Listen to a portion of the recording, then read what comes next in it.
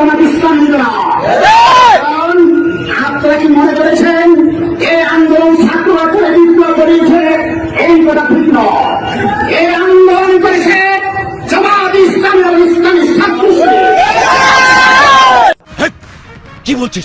কেমনটা লাগে বলেন? আমার মনে হয় এই হুজুরে উল্টাপাল্টা কোনো কিছুকে এসেছে, না হলে এমন বক্তব্য দেওয়ার কথা নয়। দেশ স্বাধীন করেছে ছাত্র সমাজ, আর ক্রেডিট নিতে চায় এনাদের মতো কিছু রাজনৈতিক দল। হ্যালো এভরিওয়ান, কেমন আছেন সবাই? ইতিহাসের কালো এক অধ্যায় শেষ করে আবারও আপনাদের হাসাতে চলে আসলাম অস্থির বাঙালির মজার একটি পর্ব নিয়ে। তো প্রতিবারের মতো ইচ্ছা মতো বিনোদন পেতে পুরো ভিডিওটি দেখতে থাকুন। তাহলে চলুন শুরু করা যাক।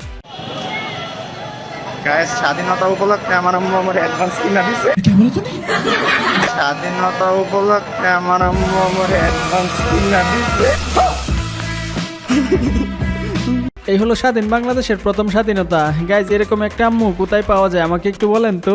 এরকম একটা আম্মু সবার ঘরে ঘরে দরকার, কি বলেন?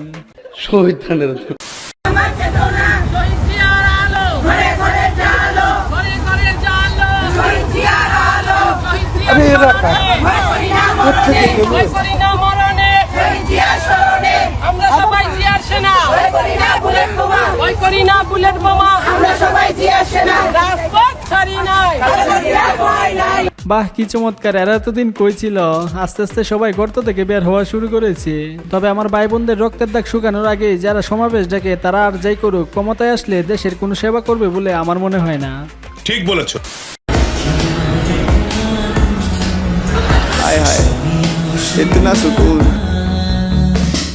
গাড়ি স্টার্ট কর। উফ, কি মেয়ে রে ভাই, দেখ ক্রাশ খেয়ে গেলাম। এমন একটা ট্রাফিক রাস্তায় থাকলে আমি রিক্সা চালাইতেও রাজি আছি।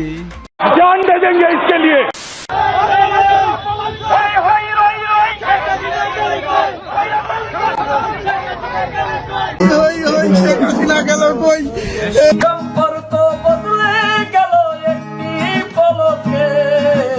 আসলে সম্পর্ক বদলে গেল একটি পলকে। পুলিশ হচ্ছে সুবিধাবাদী, এরা যে দল ক্ষমতায় আসবে তারই গুণগান গাইবে, এটাই হচ্ছে তাদের আসল চরিত্র।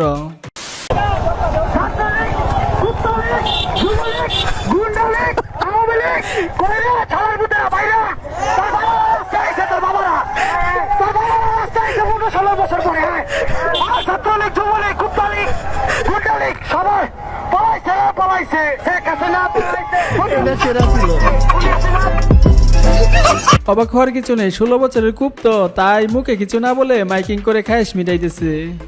গাইজ, বর্তমানে এলাকার কিছু পাতি নেতাদের অবস্থা।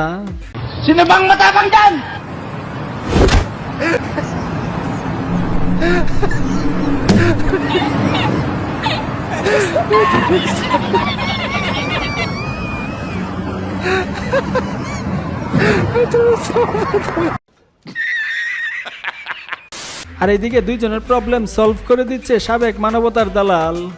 আমি বলি বন্ধুদের সাথে কি গায়ে হাত তোলা মানা? বলো তুমি বন্ধু, দুজনকে সরি বলে আজকে আমরা এরপর থেকে আমাকে ওয়াদা দিতে হবে দুজনে যে আমরা এই টপিক নিয়ে আর কথা বলবো না, আর তোমাদের যত লাইভ আছে সব তোমরা ডিলিট করে চুপ থাকতে বলছে।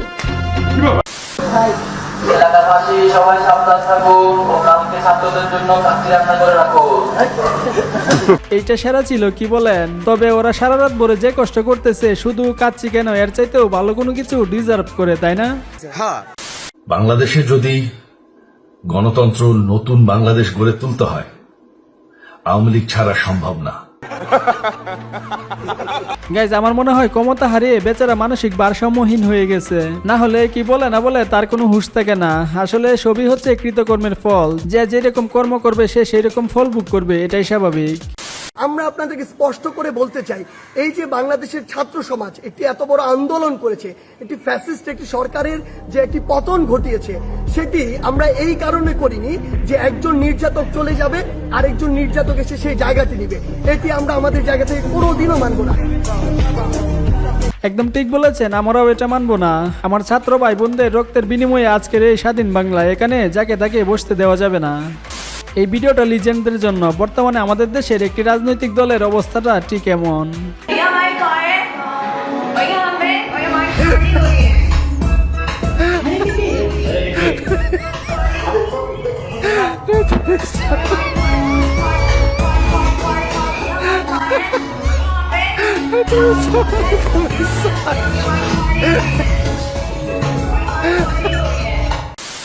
পাবলিক বুঝে গেছে আমরা নেতারা যে কত বড় খাঙ্কির পোলা।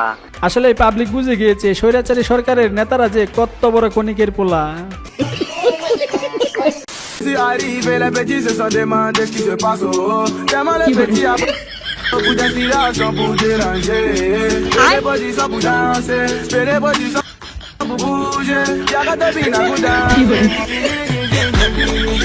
কি বুঝলেন? তার অবস্থা দেখে যা মনে হচ্ছে সবার আড়ালে গিয়ে হয়তো জিব্বা দিয়ে হাতে চাটা দিবে, না মানে রিয়েকশন তো তাই বলে।